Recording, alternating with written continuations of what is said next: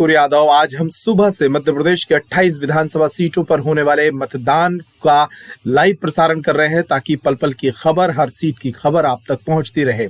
और ये वक्त है आज के लाइव प्रसारण के समापन का, और समापन होगा फाइनल रिपोर्ट के साथ। बारी बारी से नजर डालेंगे प्रदेश की तमाम 28 विधानसभा सीटों पर कहां कितने प्रतिशत मतदान हुआ और कहां स्थिति तनावपूर्ण बनी, कहां सुरक्षित और शांतिपूर्ण तरीके से मतदान संपन्न हो गया। सबसे पहले नजर डालते हैं मध्य प्रदेश की डबरा विधानसभा सीट पर। पहले देख लेते हैं भांडेर विधानसभा सीट को। भांडेर विधानसभा सीट पर 1,75,000 मतदाता थे।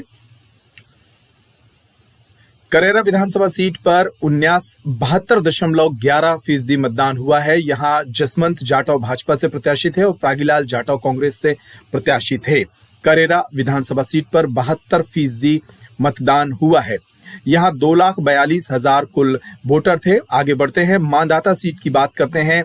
यहां 73.44% मतदान हुआ है। भाजपा से यहां नारायण पटेल प्रत्याशी थे और कांग्रेस से उत्तम पाल सिंह पुरनी प्रत्याशी थे। यहां 1,96,000 मतदाता थे। बात करते हैं मेहगांव सीट की। भिंड जिले की मेहगांव सीट काफी चर्चित रही। यहां ओपीएस भदौरिया सिंधिया के साथ ही भारतीय जनता पार्टी में आए थे और उन्हें भाजपा ने प्रत्याशी बनाया था। वहीं कांग्रेस से हेमंत कटारे प्रत्याशी थे, जो कि सत्यदेव कटारे पूर्व नेता प्रतिपक्ष के बेटे हैं। यहां का वोटिंग परसेंटेज 61.18% रहा। आगे बढ़ते हैं, बात करते हैं मुरैना की। मुरैना में काफी कम मतदान देखा गया है। यहाँ 57.80% कुल मतदान हुआ है।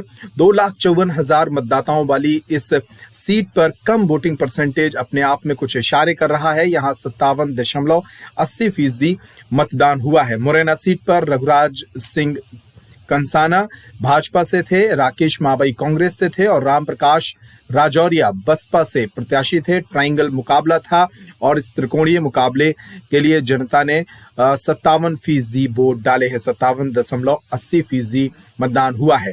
आगे बढ़ते हैं, बात करते हैं मुगाबली की। मुगाबली में 1,92,000 कुल वोटर थे और 77% मतदान हुआ है। अच्छा वोटिंग परसेंटेज देखने को मिला है मुगाबली से।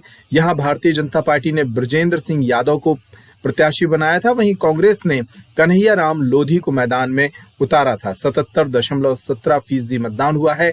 यहां कुल वोटर 1,92,138 थे। आगे बढ़ते हैं, बात करते हैं नेपानगर की। नेपानगर में सुमित्रा कासडेकर ने कुछ महीनों पहले ही कांग्रेस से इस्तीफा दिया था, विधायक पद से इस्तीफा दिया था और भाजपा में शामिल हो गई थी।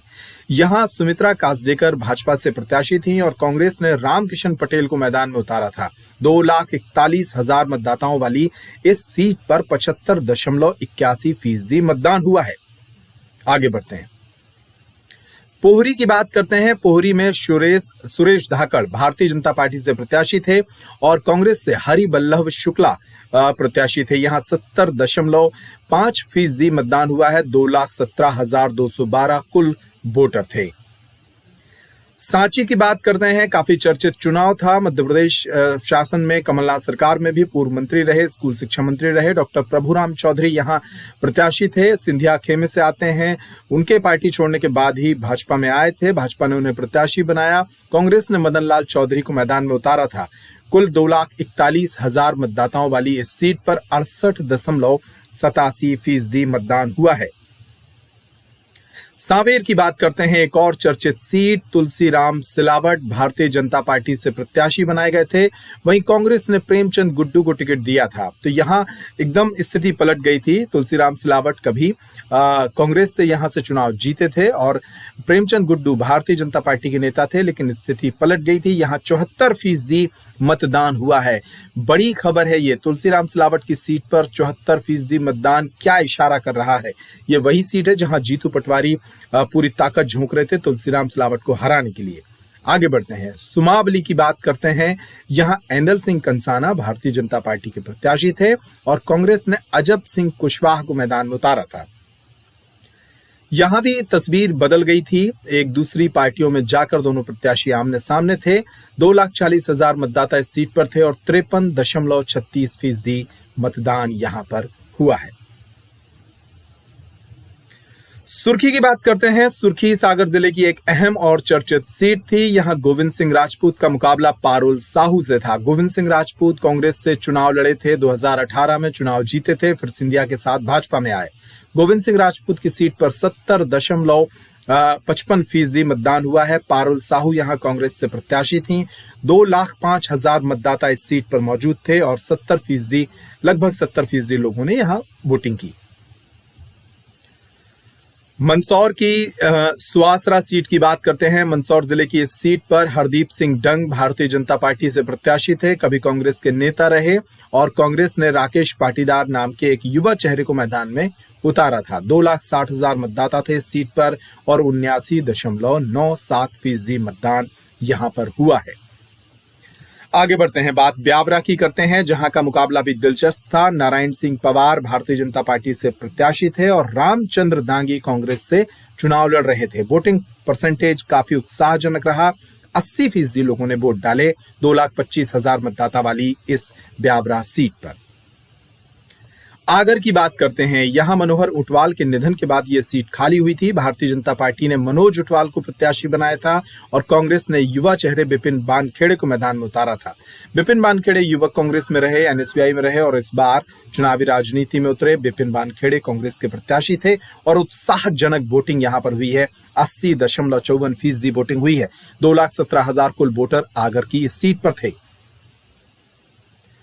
बात करते हैं अंबाह सीट की। अंबाह में 2,22,000 वोटर थे। यहां मुकाबला त्रिकोणीय था। भारतीय जनता पार्टी ने कमलेश जाटव को प्रत्याशी बनाया था। कांग्रेस ने सत्यप्रकाश सखवार को और निर्दलीय के रूप में अभिनव छारी भी एक बड़ा चेहरा थे। हालांकि वोटिंग परसेंटेज निराशाजनक है। सिर्फ 54% लोग घरों से निकले वोट डालने के लिए, यानी 2,22,000 मतदाताओं वाली इस सीट पर तकरीबन 1,20,000 के आसपास लोगों ने ही वोट डाले। आगे बढ़ते हैं, अनूपपुर की बात करते हैं। बिसाहूलाल सिंह के कारण यह सीट काफी चर्चित थी। बिसाहूलाल सिंह कांग्रेस छोड़कर भाजपा में आए थे। 2018 में कांग्रेस से विधायक चुने गए थे, लेकिन उन्होंने पार्टी छोड़ी और भाजपा में आए। 67% मतदान बिसाहूलाल सिंह की इस सीट पर हुआ है। अनूपपुर में उनके सामने विश्वनाथ सिंह थे, कांग्रेस के प्रत्याशी। 1,70,000 मतदाता इस सीट पर थे। अशोकनगर की बात करते हैं। जजपाल सिंह जज्जी के कारण यह सीट भी चर्चित थी। भारतीय जनता पार्टी में आए, पहले कांग्रेस से विधायक चुने गए थे। उन्हें भारतीय जनता पार्टी ने टिकट दिया और उनके सामने थी आशा दोहरे, जो कि कांग्रेस की प्रत्याशी थी। 1,96,000 मतदाताओं वाली अशोकनगर सीट पर 69.79% लोगों ने वोट डाले। अब बात करते हैं सबसे अहम और चर्चित सीट की, बड़ा मलहरा सीट की, जहां पर 68.06% मतदान हुआ है। शाम 6 बजे तक यह मतदान प्रतिशत 70% के आसपास पहुंच जाएगा, क्योंकि कुछ जगह पर कतारें लगी थीं जहां वोटर खड़े थे, उन्हें भी वोट डलवाए जाएंगे। ये सीट अहम क्यों है? भारतीय जनता पार्टी से यहां प्रद्युम्न सिंह लोधी प्रत्याशी थे, जो 2 महीने पहले ही कांग्रेस के विधायक पद को इस्तीफा देकर भाजपा में शामिल हुए थे। उमा भारती के नजदीकी प्रद्युम्न सिंह लोधी को भाजपा में लाने का अहम किरदार उमा भारती और बीडी शर्मा ने निभाया था और उन्हें भाजपा का प्रत्याशी भी बनाया।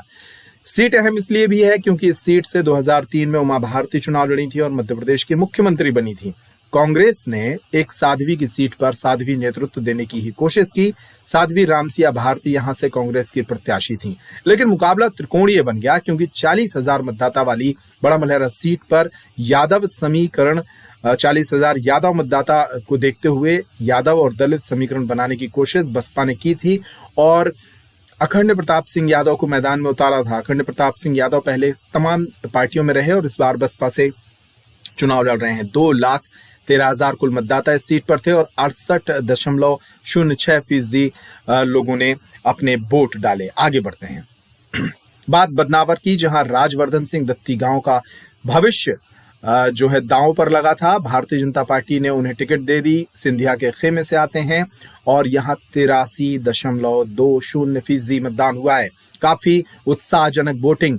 उनके सामने बुजुर्ग कांग्रेसी नेता कमल सिंह पटेल प्रत्याशी थे। कमल सिंह पटेल को कांग्रेस ने उनके सामने उतारा था। एक युवा चेहरे की लड़ाई एक बुजुर्ग चेहरे के साथ थी। 2,04,000 मतदाताओं वाली इस सीट पर 83% मतदान होना अपने आप में कुछ संकेत, कुछ इशारे दे सकता है। बमौरी की बात करते हैं। बमौरी से महेंद्र सिंह सिसोदिया भारतीय जनता पार्टी से प्रत्याशी बनाए गए थे। ये भी सिंधिया खेमे से आते हैं। केएल अग्रवाल कांग्रेस से प्रत्याशी थे। 2,05,000 कुल मतदाता बमौरी की सीट पर और 78.84% मतदान यहां पर हुआ है। भांडेर सीट की बात करते हैं। काफी चर्चित सीट रही क्योंकि फूल सिंह बरैया कांग्रेस से यहां प्रत्याशी थे। फूल सिंह बरैया के कुछ वीडियोस पिछले दिनों वायरल हो रहे थे और उन विवादित वीडियो को सोशल मीडिया पर काफी ट्रेंड किया जा रहा था। यहां भारतीय जनता पार्टी ने रक्षा सरोनिया को मैदान में उतारा था। रक्षा सरोनिया भी कांग्रेस की टिकट पर 2018 में चुनाव जीती थी, लेकिन सिंधिया खेमे के होने के कारण वो भाजपा में शामिल हो गई थी और उन्हें भाजपा ने टिकट दिया। कांग्रेस ने फूल सिंह बरैया को और बसपा ने महेंद्र बौद्ध को चुनाव में उतारा था। तो यहां भी मुकाबला त्रिकोणीय है। 71% मतदान भांडेर की सीट पर हुआ। 1,75,000 मतदाताओं वाली ये सीट थी। डबरा की बात करते हैं। डबरा बहुत अहम सीट है क्योंकि इमरती देवी यहां से चुनाव लड़ रही हैं। वही इमरती देवी जिनके लिए कमलनाथ ने आइटम शब्द का इस्तेमाल किया और बात निर्वाचन आयोग तक पहुंच गई थी और निर्वाचन आयोग ने बाद में स्टार प्रचारक का दर्जा कमलनाथ से छीन लिया था। हालांकि सुप्रीम कोर्ट ने उस फैसले पर भी ऐतराज जताया था। इमरती देवी की ये सीट, इमरती देवी की सीट पर 66.68% मतदान हुआ है। 2,28,000 मतदाता डबरा सीट पर थे और यहां पर भाजपा ने इमरती देवी को और कांग्रेस ने सुरेश राजे को मैदान में उतारा। इमरती देवी सिंधिया खेमे से आती हैं। कमलनाथ सरकार में मंत्री रही और वर्तमान में भी मंत्री ही थीं। कांग्रेस से सुरेश राजे जो कि इमरती देवी के रिश्तेदार भी लगते हैं, उन्हें मैदान में उतारा था। तो 66% मतदान डबरा में हुआ है। बात दिमनी की करते हैं, जहां गिरिराज दंडौतिया भारतीय जनता पार्टी के प्रत्याशी थे। कांग्रेस से रविंद्र सिंह तोमर प्रत्याशी थे। 61% मतदान यहां हुआ है। 2,14,969 कुल मतदाता दिमनी की विधानसभा में थे। 61% लोग मतदान करने पहुंचे। बात गौहद की करते हैं। गौहद भी एक अहम सीट है। इस सीट पर 52% मतदान हुआ है। भिंड जिले की इस सीट पर रणवीर जाटव भाजपा से प्रत्याशी थे, जो कभी कांग्रेस के विधायक रहे। भाजपा ने उन्हें टिकट दी थी। उनके मुकाबले में कांग्रेस ने मेवाराम जाटव को मैदान में उतारा था। अनुसूचित जाति के लिए आरक्षित इस सीट पर 2,24,805 मतदाता थे और 52% लोग घरों से वोट डालने के लिए निकले। ग्वालियर पूर्व की बात करते हैं। मुन्नालाल गोयल भारतीय जनता पार्टी के प्रत्याशी बनाए गए थे। कांग्रेस ने यहां डॉक्टर सतीश सिंह सिकरवार को मैदान में उतारा था।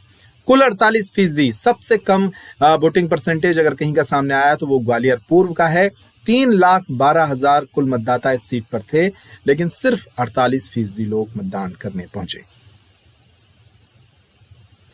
बात करते हैं ग्वालियर सीट की। यहां प्रद्युम्न सिंह तोमर भारतीय जनता पार्टी से प्रत्याशी बनाए गए थे, जो पिछले कुछ दिनों पहले कांग्रेस कार्यकर्ता के पैर छूते नजर आ रहे थे। पुराने कांग्रेसी हैं। 2018 में कांग्रेस की टिकट पर चुनाव जीते थे, लेकिन सिंधिया खेमे के होने के कारण भाजपा में शामिल हुए और इस सीट पर सिर्फ 49% मतदान हुआ है। उनके सामने कांग्रेस से सुनील शर्मा थे।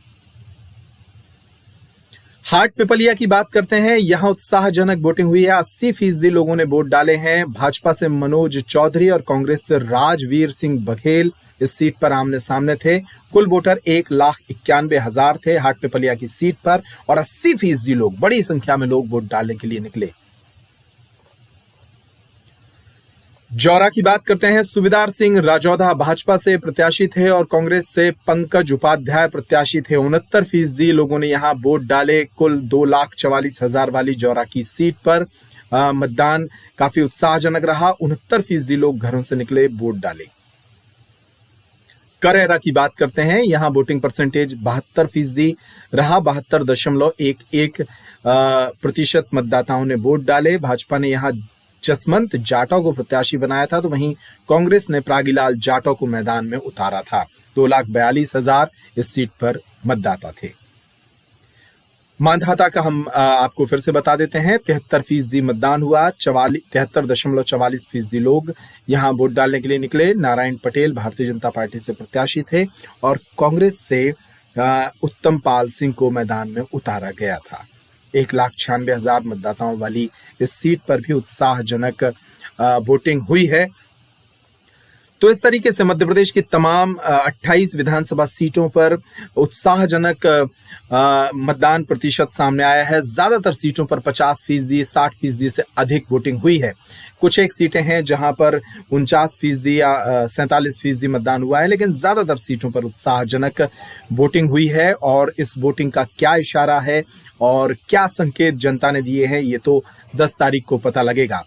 जिस तरह हमने आज मतदान पर सुबह से शाम तक लगातार आपको अपडेट रखा, पल पल की खबरें आप तक पहुंचाई, मध्य प्रदेश की तमाम सीटों पर हमारी नजर थी और खास फोकस था बड़ा मलहरा सीट पर।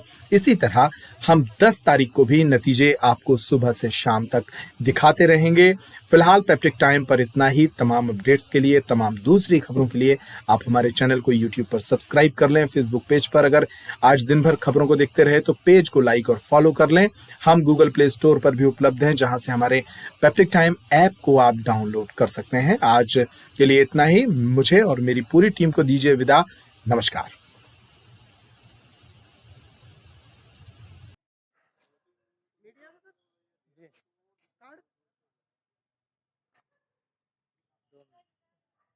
नहीं नहीं बनाओ बाद में उसको पहले आप